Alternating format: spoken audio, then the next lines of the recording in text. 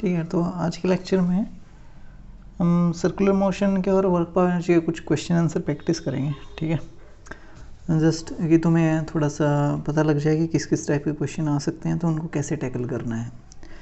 तो पहले circular motion से स्टार्ट करते हैं। तो पहला क्वेश्चन ये है कि मान लो एक सर्कुलर मोशन में एक बॉडी मूव कर रही है कांस्टेंट स्पीड से। ठीक है, ओके। तो उसकी रेडियस जो है वो कैपिटल आर है, ये रेडियस मान लेते हैं, ये कैपिटल आर है, और वो कांस्टेंट स्पीड से मूव कर रही है, स्पीड है वी। ओके, तो अगर उसके सेंटर सी पे खड़ा होके देखें तो सी पे जो है ओमेगा क्या दिखाई देगी, जो ओमेगा एट सी जो है वो सिंपली वी बाय आर हो जाएगी। ठीक है, लेकिन है क्या कि एक जो है ऑब्जर्वर है जो कि इस पॉइंट पे है, और ये पॉइंट मान लेते हैं P। ठीक है, तो मुझे बताना है कि ओमेगा एट P जो है वो क्या होगी। ठीक है, तो ये जो है मुझे कैलकुलेट करना है कि अगर ऑब्जर्वर यहाँ पे खड़ा होकर देखे, सिर्फ इस इंस्टेंट पे नहीं, वो कहीं भी हो सकता है, बॉडी जो सर्कल में मूव कर रही है, तो उसके लिए एंगुलर वेलोसिटी क्या होगी। अगर सेंटर पे खड़े हुए उसके लिए अगर ओमेगा जो है वो V बाय आर है, तो Vp की वैल्यू क्या होगी, ये फाइंड आउट करना है। ठीक है, तो इन जनरल देख लेते हैं कि मान लें इसकी स्पीड जो वो कांस्टेंट रहेगी पार्टिकल की, तो मान लेते हैं किसी भी एंगल पे था, यहाँ पे था, वो ऐसे जा रहा था टेंजेंशियली, है कि नहीं। तो ये स्पीड थी V। तो उस केस में जो है इसको तो ये तो रेडियस है, ये जो है वो रेडियस है R। यहाँ पॉइंट से, तो यहाँ से वो देख रहा होगा तो उसको ये डिस्टेंस जो है उसकी दिखाई दे रही होगी, और ये डिस्टेंस मान लेते हैं स्मॉल r है। ठीक है, और वो किसी इंस्टेंट पे ये एंगल थीटा जो है वो ड्रॉ कर रहा था इस डायमीटर से, ये एंगल जो है वो थीटा है। तो ये एंगल थीटा है, तो ये सेंटर से ये डिस्टेंस ये भी r है, तो ये भी r है, तो ये आइसोसेलेस ट्रायंगल है, तो इसका मतलब ये एंगल भी थीटा होगा। अब P के नज़रिए से देखें तो उसको ओमेगा क्या दिखाई देगी, ओमेगा P क्या होना चाहिए, ओमेगा P होना चाहिए V perpendicular distance by distance क्या है R इस इंस्टेंट पे। तो V का परपेंडिकुलर देख लेते हैं। V जो इस रेडियस वेक्टर के परपेंडिकुलर है, लेकिन इस R वेक्टर के साथ कितना एंगल बनाएगा। अगर ये पूरा 90 है तो इसका मतलब ये कितना हुआ, 90 माइनस थीटा। ओके, तो इस V के दो कंपोनेंट होंगे, एक इस डायरेक्शन में और एक इसके परपेंडिकुलर इस डायरेक्शन में। ओके, तो अगर ये 90 माइनस थीटा है तो ये एंगल थीटा होगा। ओके, तो इसके अलोंग कौन सा कंपोनेंट होगा, इसके अलोंग कंपोनेंट होगा V cos थीटा, और वही क्या हो जाएगा V परपेंडिकुलर। तो हमारे हिसाब से ओमेगा P क्या होना चाहिए, V cos theta by R। अब R भी फाइंड आउट कर लेते हैं। इस एंगल थीटा पे R है कितना, तो अगर मैं यहाँ से परपेंडिकुलर ड्रॉ करूँ तो ये इसके मिडल पे होगा, आइसोसेलेस ट्रायंगल है, तो ये परपेंडिकुलर जो इसके मिड पॉइंट पे होगा, ये जितनी डिस्टेंस होगी वही डिस्टेंस ये होगी। ओके, तो ये देख लेते हैं, ये R है, और इस ट्रायंगल में देखें तो ये हाइपोटेनियस है, ये बेस है, तो ये हो जाएगा R cos थीटा। सिमिलरली ये लेंथ भी हो जाएगी R cos थीटा, यहाँ से लेके यहाँ तक। ओके, तो टोटल डिस्टेंस जो है वो ये स्मॉल r किसके इक्वल हो जाएगा, 2r cos थीटा। तो उस केस में ओमेगा एट P क्या आ जाएगा, V cos theta divided by R की वैल्यू हो जाएगी 2r cos theta, which is equal to V by 2r। तो ये वैल्यू क्या है, ये ओमेगा C बाय 2। तो इसको जो एंगुलर वेलोसिटी देखी वो हाफ दिखाई देगी किसकी, जिसको सेंटर वाले को जो दिखाई दे रही है। ओके, और ये हमेशा कांस्टेंट रहेगी, ये वेरी नहीं करेगी। तो ये जो था इसके रिस्पेक्ट में एंगुलर वेलोसिटी थी। अब जो है नेक्स्ट क्वेश्चन जो है वो ट्राई करते हैं। तो नेक्स्ट क्वेश्चन में क्या है कि एक स्टोन है, ठीक है, यहाँ पे ट्राई कर लेते हैं। एक स्टोन है, उसको वर्टिकल सर्कल में मूव कर रहा है। ओके, ये खुद ट्राई करना है पहले, फिर सॉल्यूशन देखना है। ठीक है, तो वो वर्टिकल सर्कल में मूव कर रहा है। तो किस इंस्टेंट पे वो यहाँ लोअर था, ये स्ट्रिंग अटैच है, ओके। उसका मास जो है वो 1 kg है, तो m जो है वो सिंपली 1 kg है, ओके। और इसकी लेंथ l है और l जो है वो 10/3 मीटर है, ये गिवन है। और इसका जो है हमें ये दिया है कि मैक्सिमम से मिनिमम टेंशन की रेशो जो है वो 4 है। कहने का मतलब ये कि जब ये पूरे सर्कल में मूव कर रहा है तो किसी इंस्टेंट पे इसमें टेंशन मैक्सिमम होगी, और वो हमें पता है लोअर पॉइंट पे होगी, और मिनिमम टेंशन जो है वो हाईएस्ट पॉइंट पे होगी, है कि नहीं। तो उस केस में यहाँ पे टेंशन ऐसे काम कर रही होगी, यहाँ पे टेंशन इसको नीचे पुल कर रही होगी सेंटर की तरफ, हमेशा ही टेंशन सेंटर की तरफ होगी। तो ये टी मैक्स है, ये टी मिनिमम है, ओके। तो अगर यहाँ से देखें तो v इसकी स्पीड यहाँ पे ले लेते हैं, ये स्पीड v1 है जो कि हमें नहीं पता। यहाँ पे स्पीड जो है वो v2 है, वो भी हमें नहीं गिवन है, ओके। लेकिन ये गिवन है कि t मैक्स जो है वो 4 टाइम्स t मिनिमम है, दैट्स गिवन। तो पहले हमारे पास क्या क्या नहीं, हमें टी मैक्स नहीं पता है, टी मिनिमम नहीं पता है, v1 नहीं पता है, v2 नहीं पता है। फाइंड आउट क्या करना है, v2 फाइंड आउट करना है कि हाईएस्ट पोजीशन पे इसकी स्पीड क्या होगी। तो 4 अननोन है, तो 4 इक्वेशन चाहिए, तो देख लेते हैं कहाँ कहाँ से आएंगी। एक तो ये आ गई है, सिंपली रिलेशन गिवन है। दूसरी इक्वेशन जो है वो यहाँ से आ जाएगी, नेट फोर्स यहाँ से। तीसरी इक्वेशन नेट फोर्स यहाँ से, और fourth equation energy conservation, okay. तो चारों इक्वेशन लिख लेते हैं। क्या है कि अगर यहाँ से देखें तो इस पे नीचे क्या लग रहा होगा, mg, और v1 से इस डायरेक्शन में जा रहा है, तो नेट एक्सेलरेशन किधर है, सेंटर की तरफ, और कितना है v1/L। तो मुझे क्या लिखना चाहिए, T max minus mg equal to m में, तो a ऊपर की तरफ है तो ये है v1/L। तो ये एक दूसरी इक्वेशन होगी। ऐसे ही वहाँ पे एक्सेलरेशन सेंटर की तरफ है, और वो कितना, वो है v2/L, ओके।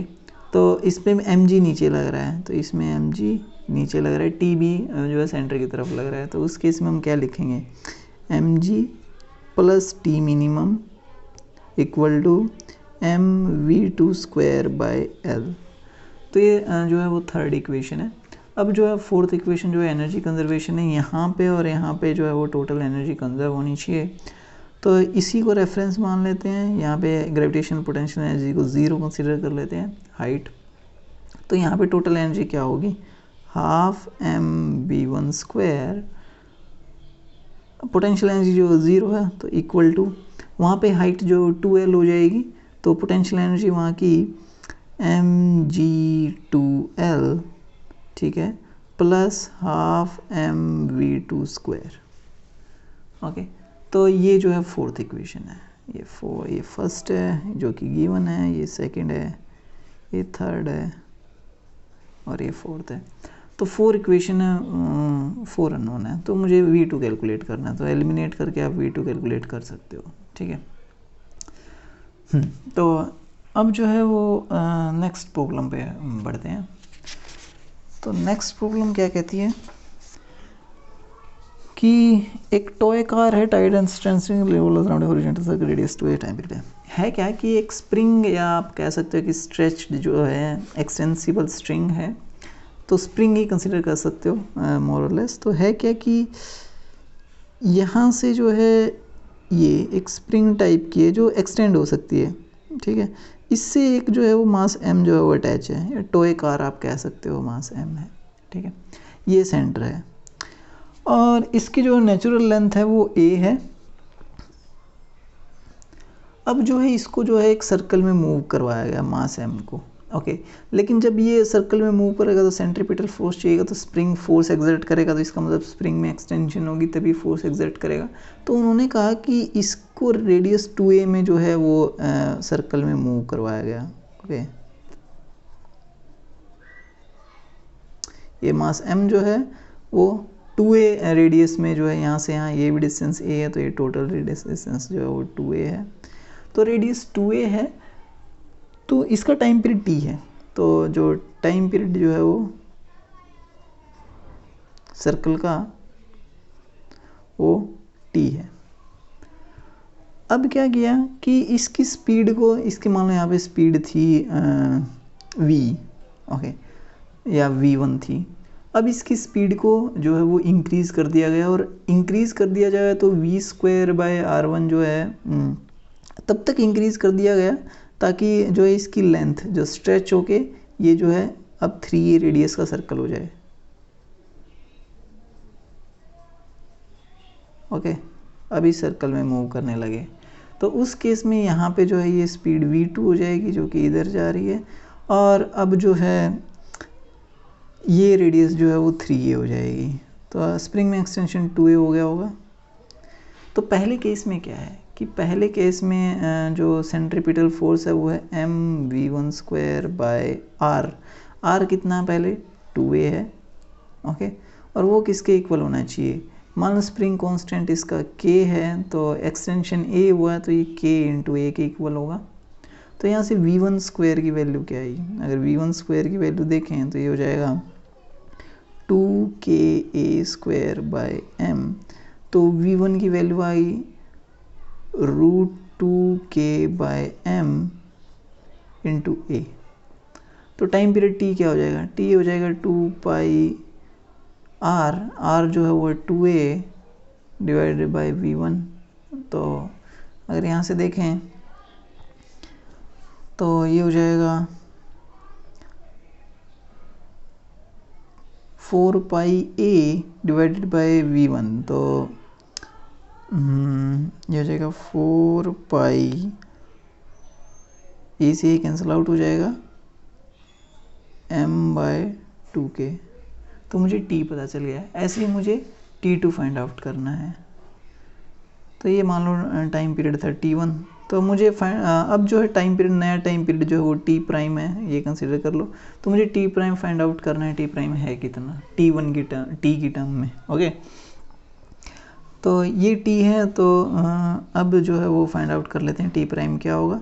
अगर t प्राइम की बात करें, सेम इक्वेशन फॉलो करते हैं, तो उस केस में क्या होगा, उस केस में mv2²/r रेडियस अब 3a हो चुकी होगी सर्कल की, और एक्सटेंशन जो है स्प्रिंग में 2a हो चुका होगा, अपनी नेचुरल लेंथ से 2a एक्सटेंशन हो गया होगा। तो ये हो जाएगा k into 2a।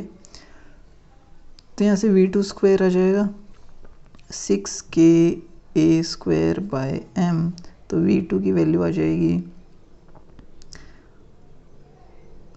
√6k/m into a। तो यहाँ से सिंपली टाइम पीरियड जो है वो t प्राइम आ जाएगा, और वही अब रेडियस जो है वो 3a हो चुकी है। तो आप लिखोगे 2π3a divided by v2, okay. तो v2 की वैल्यू अगर इसमें पुट करें तो ये हो जाना चाहिए 6π√m/6k, ओके। आई थिंक सही है, हाँ। तो यहाँ से t1 और t2 को कंपेयर करते हैं, तो t जो है वो 4π इंटू, तो यहाँ से देख लेते हैं t प्राइम में और t2 में क्या रिलेशन है। तो इसको क्या लिख सकते हैं हम, π√m/2k को आप लिख सकते हो t/4। तो अगर इसको t/4 लिखें तो ये t प्राइम है, तो t प्राइम की वैल्यू जो आ जाएगी वो आ जाएगी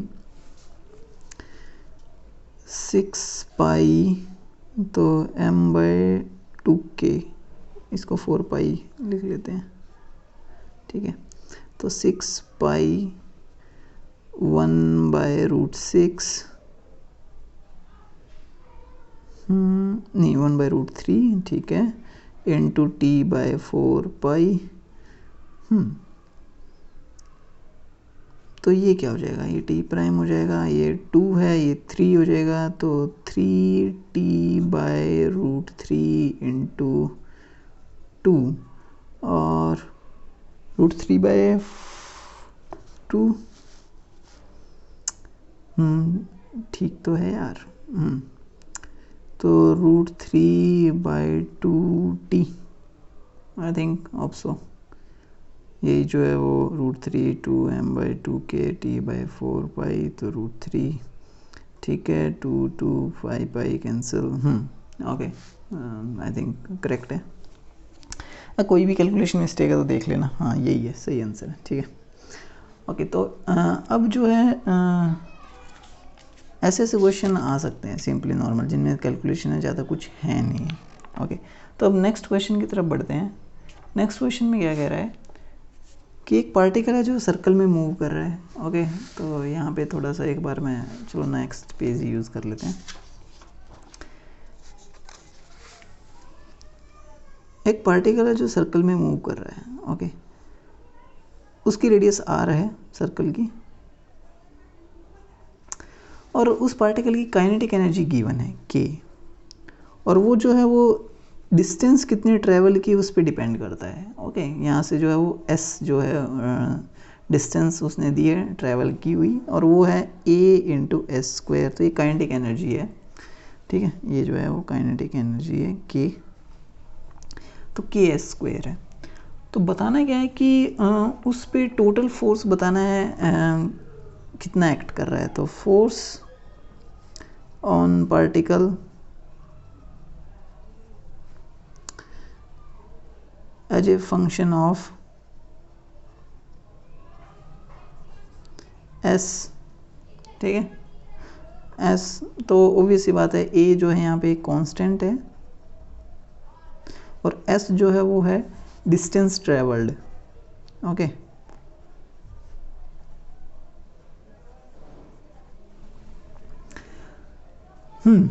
तो नेट फोर्स बताना है उस पार्टिकल पे कितना होगा। तो नेट फोर्स है, तो उसके लिए नेट फोर्स जो है वो सिंपली एफ नेट जो है वो एम ए नेट हो जाएगा, मास इनटू नेट एक्सेलरेशन। तो इसका मास मान लेते हैं एम है।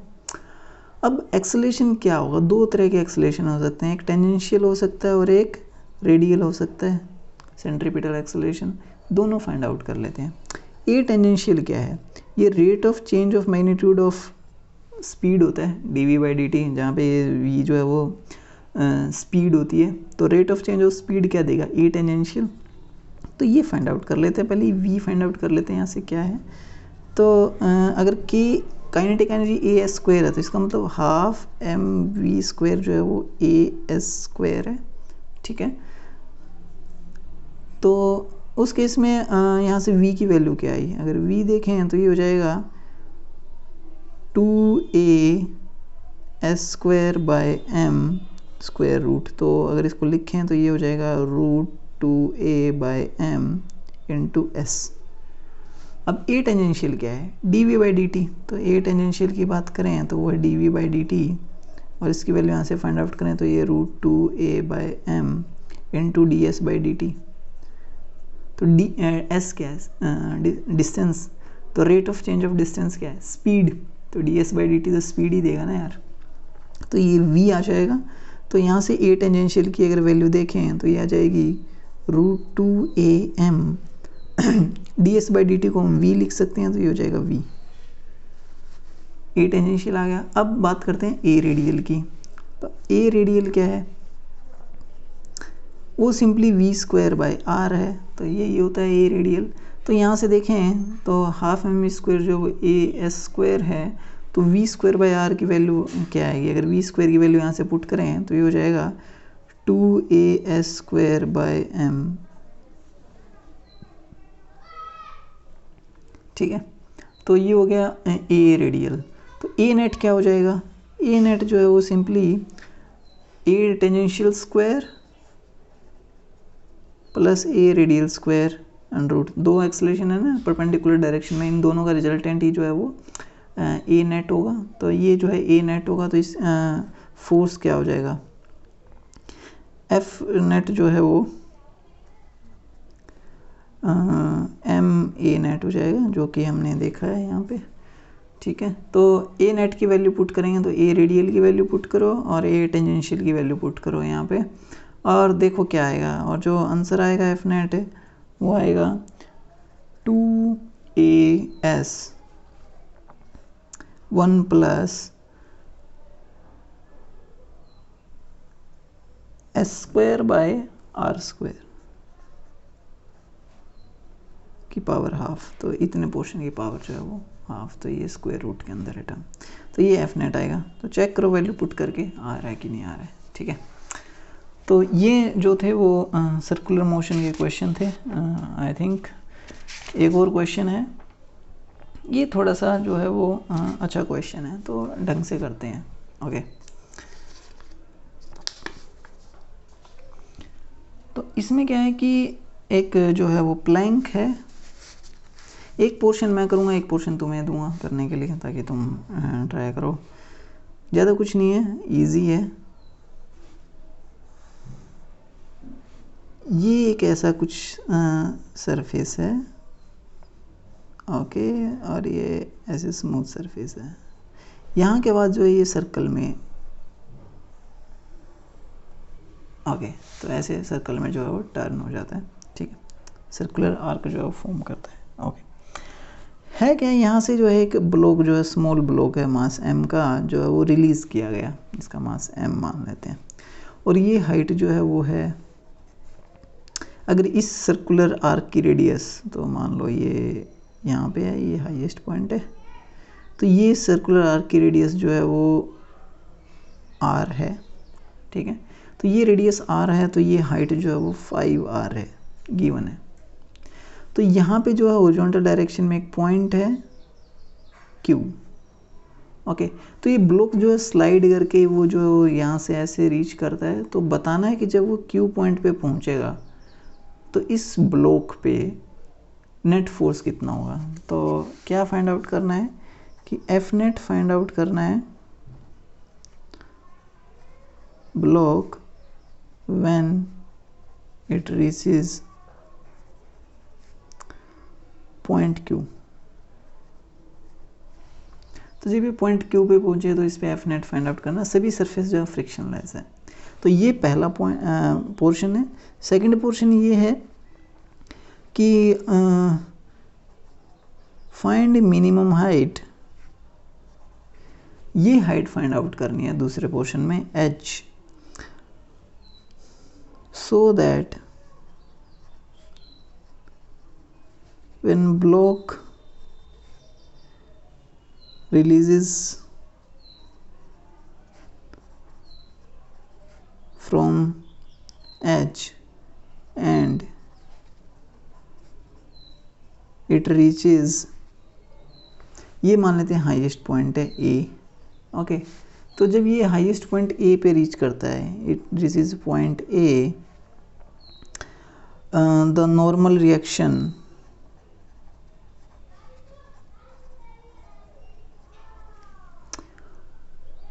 on surface is equal to its weight।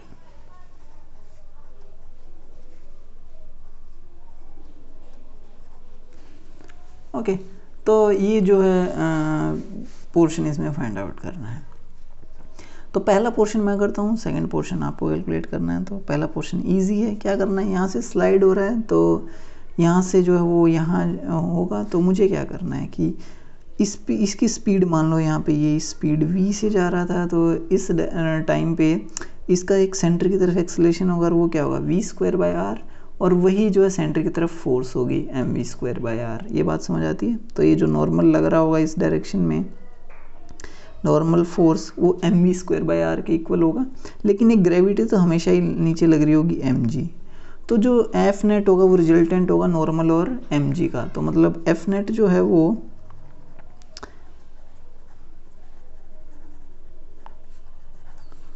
mv²/r and mg, okay. सो ये जो है प्रोसेस है पूरा।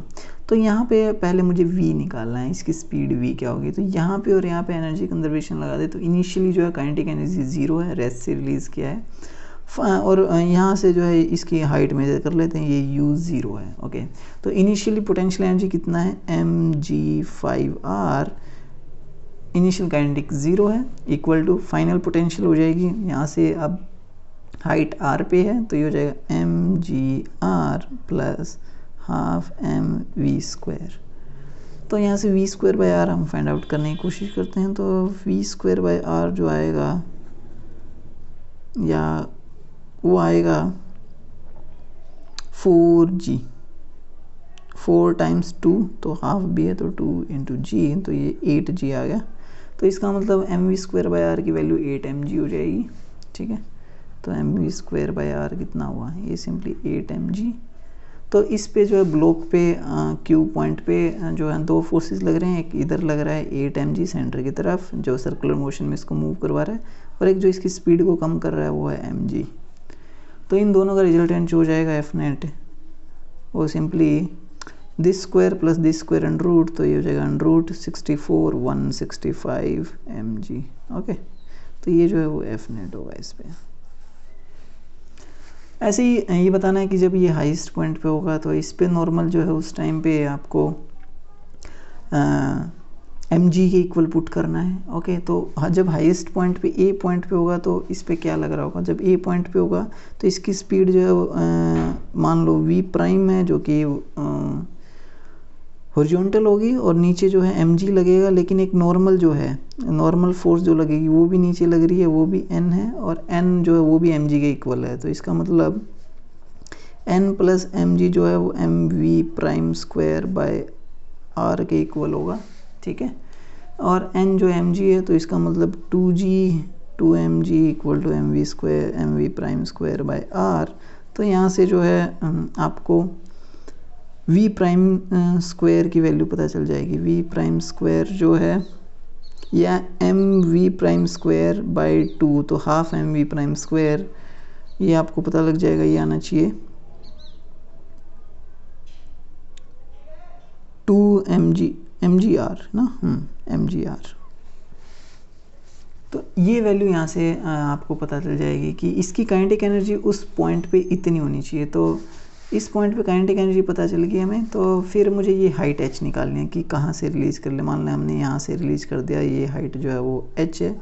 इनिशियली जो है वो पोटेंशियल एनर्जी 0 है, तो यहाँ पे एनर्जी कंजर्वेशन लगा सकते हो। तो क्या लिखोगे, mgh plus 0 equal to finally potential energy mg2r। जब हाईएस्ट पॉइंट पे होगा तो यहाँ से डिस्टेंस जो है 2r होगी, प्लस इसकी हाफ mv प्राइम स्क्वायर जो काइनेटिक एनर्जी और वो है mgr, तो ये हो जाएगा mgr। तो ये 3mgr, तो h मेरे ख्याल से 3r आ गया। ठीक है, तो सॉल्व हो ही गया, इजी था। तो ये जो थे वो सर्कुलर मोशन के क्वेश्चंस थे। ओके, नेक्स्ट उसमें हम जो है वो काइनेटिक उसके वर्क पर एनर्जी के कुछ क्वेश्चंस देखेंगे।